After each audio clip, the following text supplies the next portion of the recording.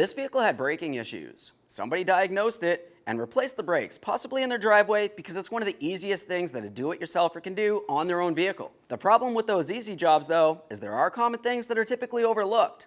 If you were to overlook even one thing, you might have an issue with sticking brakes, where you try to spin the wheel and it hangs up on you. If that happens, it's going to develop noises, a brake pull, and even a brake pulsation if you leave it like that for too long. Not to mention, you're going to have to re-replace those brakes. The brakes on this have probably been on there for only about a month, and we still have an issue, and we need to talk about it.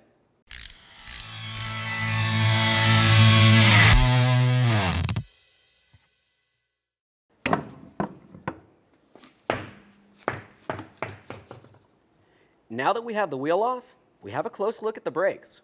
But before we go to 1aauto.com and order the pads and rotors, we need to have a close look at several other things and pay attention to them just in case we need them. If we do, we're going to make sure we order everything as a kit from 1aauto.com. The most common overlooked part for your braking system is typically going to be the flex hose. The flex hose itself is responsible for transferring fluid from your brake line all the way down to the caliper. Nobody really pays attention to this, but you do need to make sure it's soft and pliable, and it's not torn, worn, cracked, or damaged in any way. This flex hose actually has another point that I need to talk to you about. Looking up along this area where it goes up to the body of the vehicle, it has a small rubber boot that covers the coupler. Commonly on this, you could try to pull this down and you might find that the area directly under it is rotted. This one in particular is not, but I have seen it before where it's actually rotted so far that it's thinner than the rubber of the flex hose. Either way, if you see any of these issues, you need to go ahead and replace that flex hose. Over on the bench, we can have a closer look at a flex hose that does have some of the damage that I had spoke about the one that's in the vehicle. This one right here, you can see that the outer sheathing is actually torn. It has several small slits. If I was to go ahead and flex this, it does feel stiff, but realistically, if I was to go ahead and flex this, inside this area, I can actually see a little bit of the inside lining. That's extremely dangerous. The outer portion is actually supposed to help keep the flex hose intact and not actually swell outward when you're braking. Other than that, up in this area, I actually cut the flex hose so we can have a closer look on the inside there.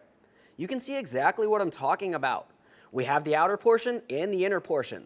The inner port right there is where all that brake fluid is going to be making its movement down to the caliper from the brake line. Now, moving from talking about the flex hose, I mentioned that the flex hose itself leads all the way down to the brake caliper. You can see it right here, and you can typically even see it through the wheels of the vehicle. That doesn't mean you're giving it an inspection though, because you do actually have to remove the wheel and disassemble the caliper to thoroughly inspect it. Let's have a closer look on the bench. Calipers come in all different shapes and sizes. Sometimes you'll find that they have 2 pistons or dual piston caliper. Other times they're only going to have a single piston. When you're taking apart the caliper, typically you're going to find that you have brake pads in here, and that's the best way to inspect your brake pads as well. We'll go ahead and take the caliper right off of the bracket. We'll talk about the bracket in a minute. I'm going to set that aside. Now for this dual piston caliper here, you can see that we do have both pistons. They're protruding out a little bit, and they have the dust boots making their way across the bottom right here. You would never really be able to see these dust boots if the caliper was still on the vehicle. That's why you have to take it apart. Having a close look at these dust boots, I can see that they're actually torn. If they're torn, that's a serious safety issue because moisture or debris could make its way in and bind up the piston. Typically for this, if you had an issue with the piston, you're going to find that you have a pull in one direction or the other. But if your dust boots aren't torn, that doesn't necessarily mean that the caliper is good. You still have to try to push in the pistons. On a single caliper piston, typically you can push back that one piston. If it slides in fine, the caliper should be good to go. But if you have a dual piston caliper like this right here, you actually have to push back both of the pistons at the same time. Now, continuing talking about the caliper, you also have slider pins. The pins need to be able to move around in and out of this portion of the bracket itself.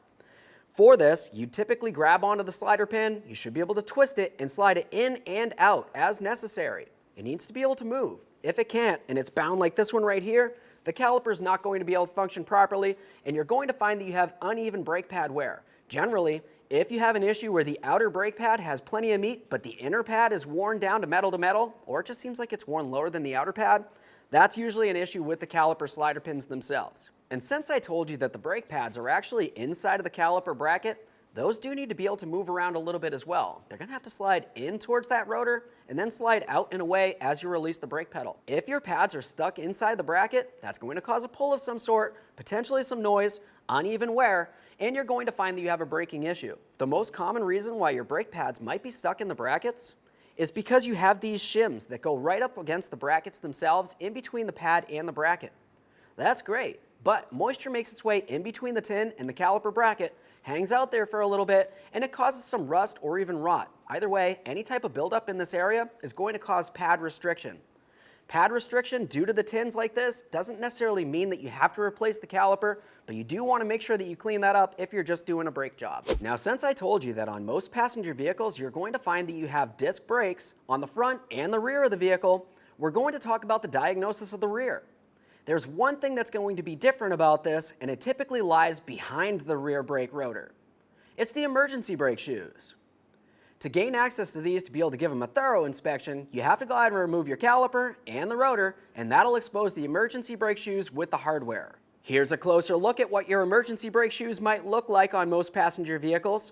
You want to make sure that the hardware functions like it should and the shoes themselves aren't damaged in any way. It's possible that the adjuster or even the actuator got frozen in some way, and it's causing an issue where the emergency brake shoes are riding up against that rotor, wears down the friction material, and now you're metal to metal. I have another set of shoes here that you can have a closer look at. You can see that these are extremely scuffed up. They were hitting up against the backside of the rotor, and that's going to cause a horrible noise, and it's a safety issue.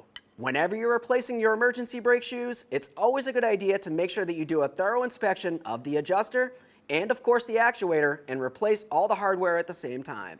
Now, one last thing that we're going to talk about that's commonly overlooked when doing a brake job, it's the brake fluid. Typically, brake fluid should be replaced every couple of years, or at least every other brake job. Realistically though, it's always a good idea to do a quick test on it and always make sure that your braking system is closed. You want to make sure that that little cap on your master cylinder has a good seal at all times. So if you did find that you had an issue with the brake fluid, you want to make sure that you replace the brake fluid in the system at the same time as doing brakes.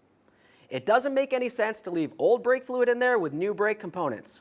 Think about it like this: if you can't stop, you won't stop.